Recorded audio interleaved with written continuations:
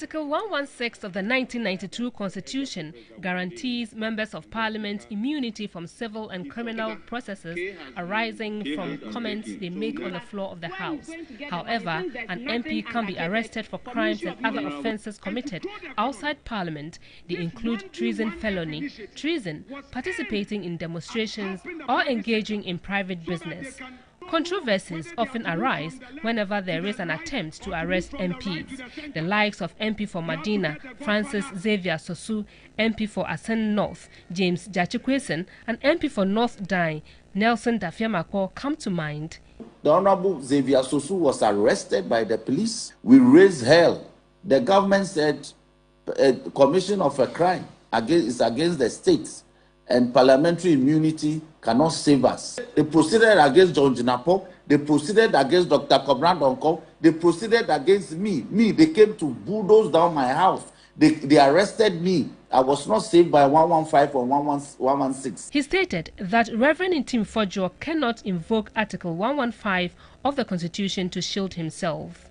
He held a press conference, and a press conference is not one of the processes that we use to raise a matter on the floor of the House. They gave you a genre of the procedures that you can invoke on the floor. That is by a petition, by a bill, by a motion, or otherwise. Now, however, legal advisor to the Asen South MP and former legislator for Ebuakwa South, Samuel Atachia, thinks the state has got it wrong. The Speaker has already said, when you want to investigate matters concerning members of Parliament, there's a whole, protocols you should go through, and it's fair.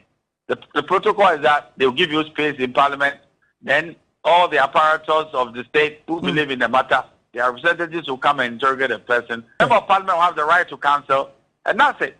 Head of the Political Science Department at the University of Ghana, Professor Ali Duseidu, stressed the need to follow due process in arresting MPs. Law is procedural. There are procedure, there are steps to doing the right thing. Even if you are right and you don't use the right procedure, you may end up being knocked out on technicality. Where there are genuine reasons to believe that MPs need to cooperate in a particular investigation, then security agencies know what to do.